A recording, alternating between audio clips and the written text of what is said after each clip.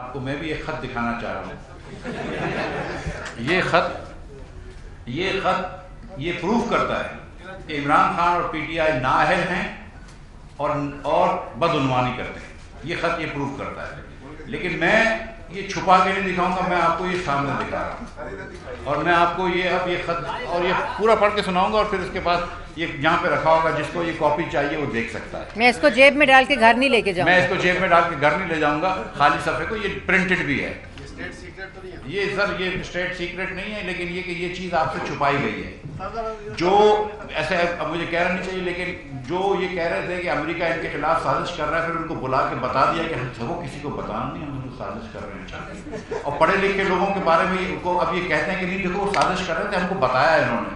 12-25 دن ہم بیٹھے رہے تھے, اب آپ کو خیال آیا جس دن ہماری حکومت جا رہی تھی کہ ہمارے خلاف سازش تھی, ہم آپ کو یہ بتا رہے ہیں کہ یہ عمران خان کی نااہلی کا ثبوت ہے, یہ ان کی بدعنوانی کا ثبوت ہے.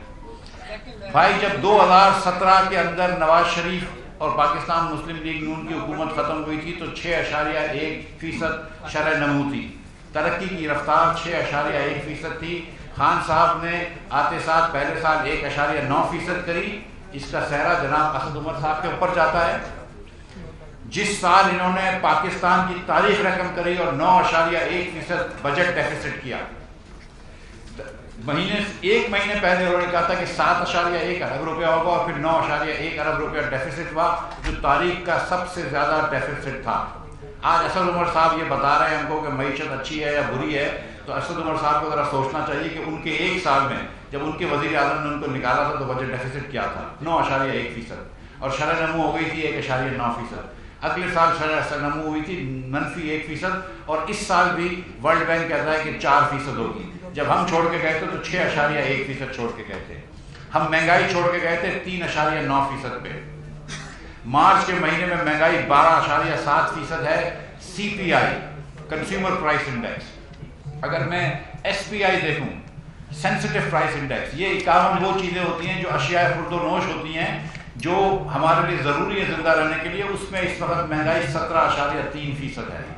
اور پاکستان کی تاریخ کو آپ جا کے دیکھ لیں کہ ہمیشہ اربن ایریاز میں, شہری علاقوں میں تھوڑی سی کھانے پینے کی چیزیں مہنگی زیادہ ہوتی تھی بنسبت دیہی علاقوں میں. خان صاحب نے اس کو بھی الٹ کر دیا, اور اب دیہی علاقوں کی مہنگائی زیادہ ہو گئی ہے. اور فوڈ انفلیشن 2.3% پہ ہم چھوڑ کے گئے تھے. 2.3% پہ وہ بھی اس سال میں 10.2% ہو گیا, اور اس مارچ کے مہینے میں 14% ہے. تو یہ خان صاحب کر کے گئے. فسکل ڈیفیسٹ کی بات کرتے ہیں, بجٹ ڈیفیسٹ کی بات کرتے ہیں. بجٹ ڈیفیسٹ ہمارا مسلم لیگ نون کے 5 سالوں میں 1600 ارب روپے تھا اوسط بجٹ ڈیفیسٹ. صرف اس سال مسلم یہ عمران خان کا بجٹ ڈیفیسٹ 5600 ارب روپیہ ہو رہا ہے.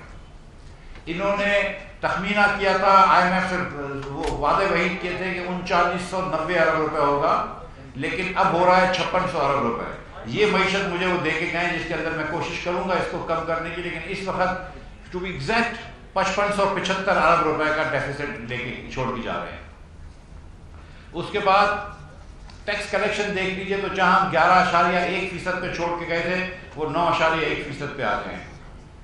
ہم نے قرض جب چھوڑا تھا تو قرض اس وقت 24,952.9 ارب روپے تھا.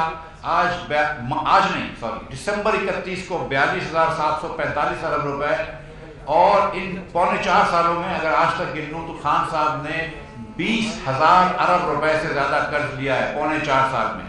اب اس کو کمپیئر کریں کہ 71 سالوں میں پہلے وزیر اعظم تھے پاکستان کے شہید لیاقت علی خان, ان سے لے کر تمام الیکٹڈ وزیر اعظم کے بعد جو کیئر ٹیکر وزیر اعظم آئے تھے ناصر الملک صاحب, ان کی تمام حکومتوں نے جو قرض لیا تھا وہ 25,000 ارب تھا 71 سالوں میں. اور عمران خان نے اکیلے نے 4.25 سالوں میں 20,000 ارب روپے کا قرض لیا ہے, اور پھر بھاشن بھی دیتے ہیں کہ قرض کم ہونا چاہیے. اس کے بعد سالانہ ایوریج کیا ہے کہ مسلم لیگ نون 2,000 ارب روپے قرض دیتی تھی سالانہ, اور اس کے اندر ہم نے 11,300 میگا واٹ پاور پلانٹ لگا کے چلایا, اور اس کے علاوہ 12-13 ہزار میگا واٹ اور لگا.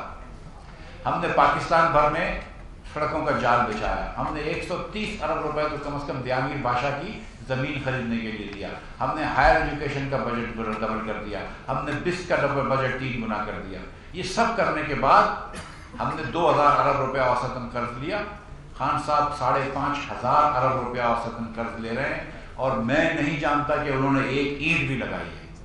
صرف ان کا خرچہ تختیوں پہ ہوا ہے، جو نواز شریف کی تختی نکالی ہے اور عمران خان نے تختی ڈالی ہے، جو شہباز شریف کی تختی نکالی ہے اور بزدار صاحب نے تختیاں ڈالی ہیں۔ یہ تختیوں کے خرچے پہ انہوں نے یہ کام کر دیا۔ اس کے بعد یہ کہتے ہیں کہ ہمارا قرض اس لیے بڑھ گیا کہ ہم کا روپیہ ڈی ویلیو ہو گیا۔ آپ کو یاد ہے پہلے خان صاحب کیا کرتے تھے کہ 1 روپیہ ڈی ویلیو ہوتا ہے تو 100 ارب روپیہ قرضہ بڑھ جاتا ہے۔ خان صاحب کے زمانے کے اندر ایسے ہی میں آپ کو یاد دلا دوں کہ 70 روپیہ ڈی ویلیو ہوا ہے، 122 پہ ان کو ملا تھا، 179 پہ یہ چھوڑ کے گئے۔